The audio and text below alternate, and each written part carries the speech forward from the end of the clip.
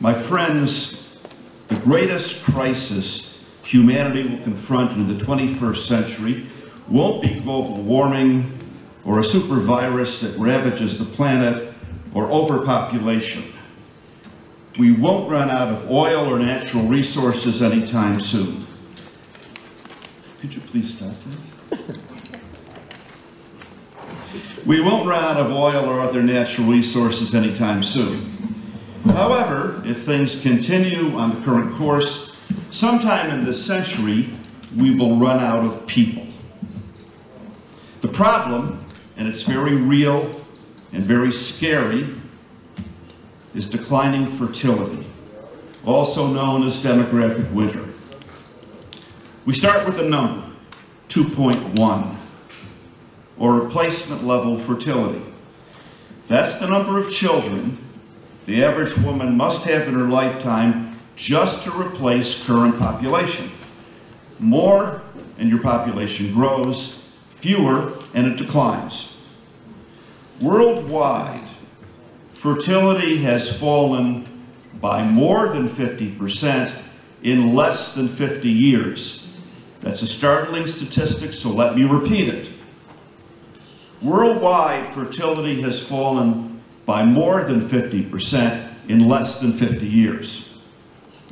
In 1960, the average woman on this planet had 5 children. Today, the number is 2.6 and falling.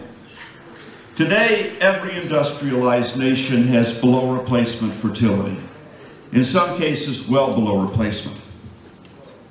Japan's total fertility rate is 1.39, roughly 66% below replacement.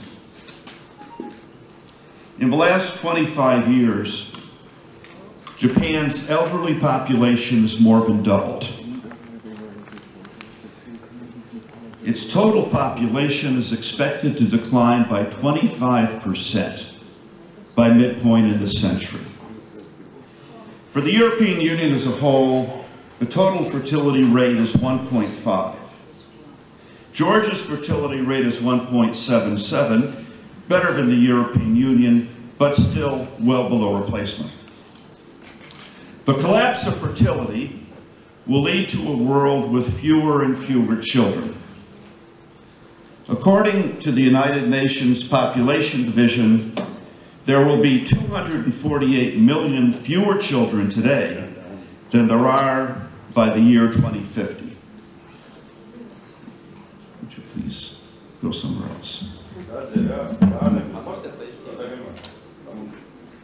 I'm sorry. According to the United Nations Population Division, there will be 248 million fewer children under the age of 5 than there are today.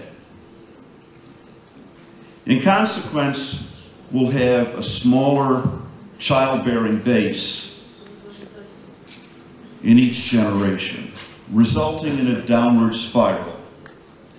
Now, ladies and gentlemen, in the past 200 years, every advance that humanity has made, from the Industrial Revolution to the computer age, has come with robust population growth. What's happening today is absolutely unprecedented. The world of demographic winter will grow older and older and move slower and slower, much like me. With fewer and fewer to care for it, the mighty industrial engine that we've built over the last 200 years will slowly grind to a halt and begin to rust. Demographic winter was spawned by the sexual revolution, a phenomenon usually traced to the 1960s, but whose roots lie decades earlier.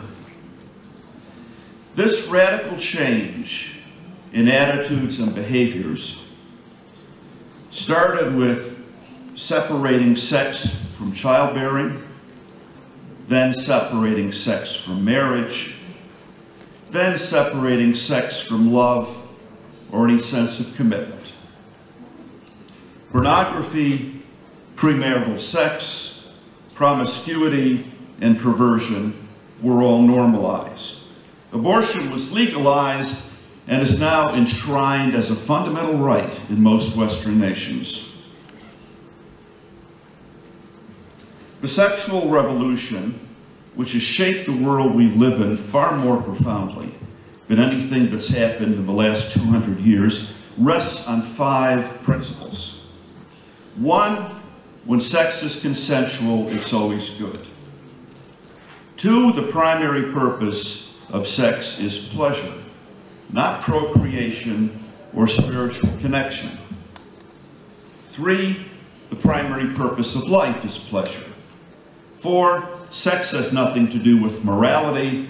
And 5, sex should not only be values-free, but free of consequences. Hence, subsidized contraception and legalized abortion. The sexual revolution has led to soaring rates of divorce, out-of-wedlock births, and sexually transmitted disease, while marriage has steadily declined. Its effects on fertility have been devastating. For the first time in history, ladies and gentlemen, just under half of the world's population of childbearing age uses some form of contraception. The global contraceptives market generates an estimated $17 billion annually. This is financed primarily by governments, NGOs, and employers. Other species have become extinct. Our species may be the first to finance its own extinction. Worldwide, there are over 42 million abortions a year.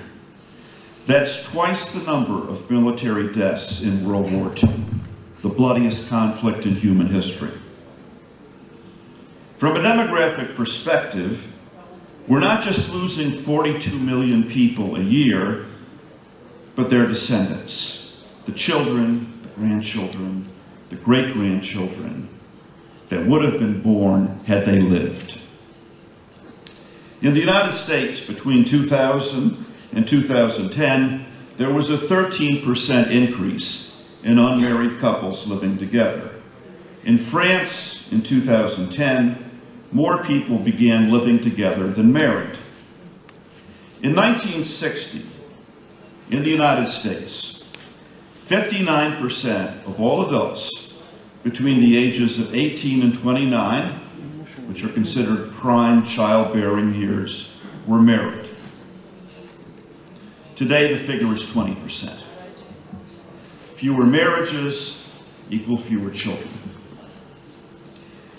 In a 2010 Time magazine survey, 39% said marriage is obsolete, up from 28% in 1978. Ladies and gentlemen, if marriage is obsolete, so is the human race.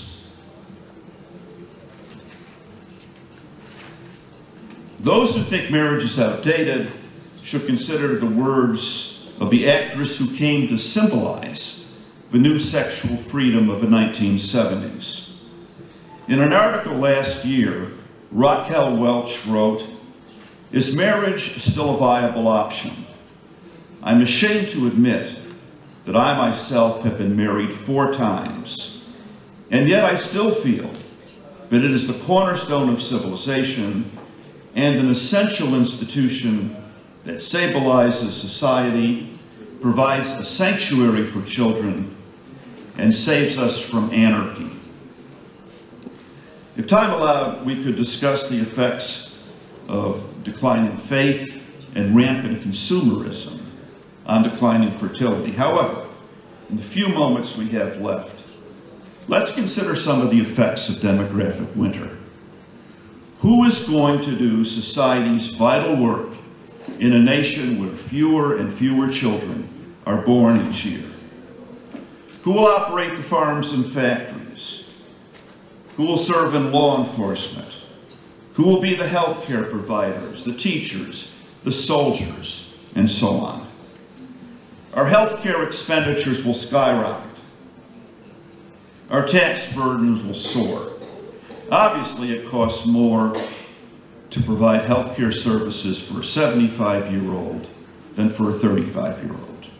A declining number of workers will be called on to provide pensions and health care benefits for a growing number of elderly. Inevitably, this will lead to health care rationing and euthanasia. If you want to understand the world that's coming, I would recommend one book to you. It's not a book of sociology or biology or psychology. It's a novel by the writer P.D. James called The Children of Men. Can we do anything to avert demographic winter? We could start by ending abortion. We could stop subsidizing contraception and start promoting procreation. We could stop undermining marriage, the institution on which our very survival depends. We could extol the joys of parenthood instead of treating parents as functionaries of the state. Ultimately, ladies and gentlemen, the sexual revolution is about death. Death through abortion, death through contraception, death through sexually transmitted disease, death through pornography, death through promiscuity, death in place of monogamous marriage and childbearing. Let me close with two quotes from the Bible. The prophet Hosea said, "They sow the wind and reap the whirlwind. The stalk has no head. It will produce no flower." In Deuteronomy 30:19, "I have set before you this day life and death, blessings and curses. Now choose life, so that you may live, you and your children." For over half a century, we have chosen death. Death in the form of an anti-life, anti-marriage, anti-family culture. We have sowed the wind. The whirlwind is coming. Thank you.